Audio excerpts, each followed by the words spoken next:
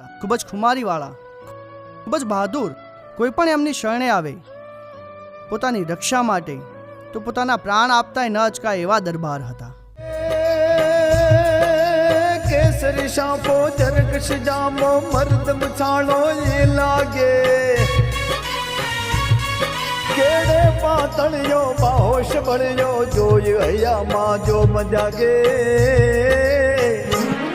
હે નીકળી વેગે પણ ઉવેગે ને ગંભીર જેવો વાત કરે કરે, એના હારે રેવાની માત ભવાને હરદમ એને સાય કરે, હરદમ એને સાય કરે. મારો જ ભવાની સાય કરે, મારો જ ભવાની સાય કરે, મારો જ ભવાની સાય કરે. અને એ દરબારને એક દિવ્ય શક્તિ સ્વરૂપા એક નાનકડી દીકરી હતી.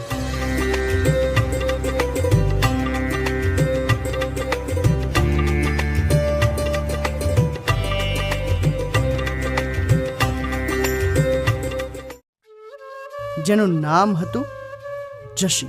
ક્યાં છો જહાબાની માં? અરે આ રહી. અરે ક્યાં છે મારી જહાબા? બાપુ બાપુ આવ બેટા આવ.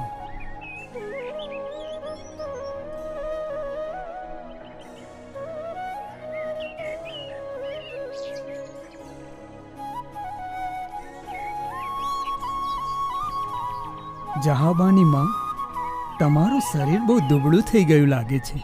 લાગે છે જહાબાના ઉધામાં બહુ વધી ગયા છે.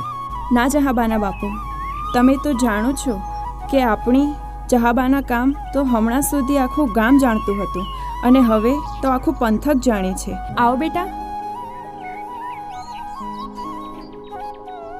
અને તમને તો ખબર જ છે ને કે આપણે અને માં જગદંબા જોડે માંગી હતી, તો માં જગદંબાના થોડા ગુણ તો હોય જ ને મારી લાડલીમાં. માં ભૂખ લાગી છે. અરે જહાબાની માં, જલ્દી લાવો ને, જહાબાને ભૂખ લાગી છે.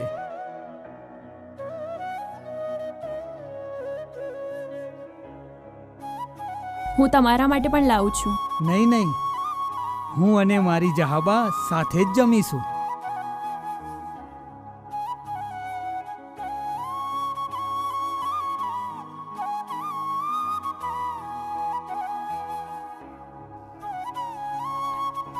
લો, બાપુના હાથે પણ ખાઓ. પાણી પાણી.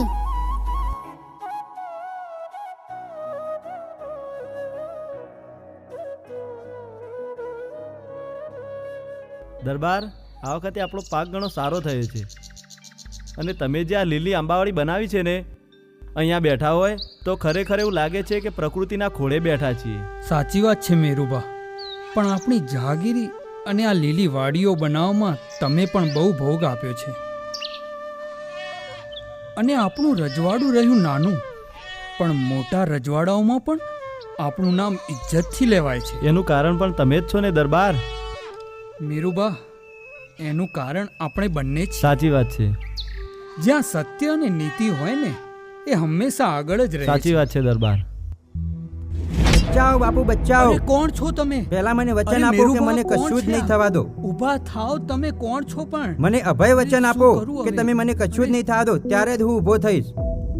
જા ભાઈ, તને અભય વચન આપ્યું. હવે કોણ છે તું? બોલ બોલ, કોણ છે દરબાર, તું? આ મારો ગુનેગાર છે, સોંપી દો મને.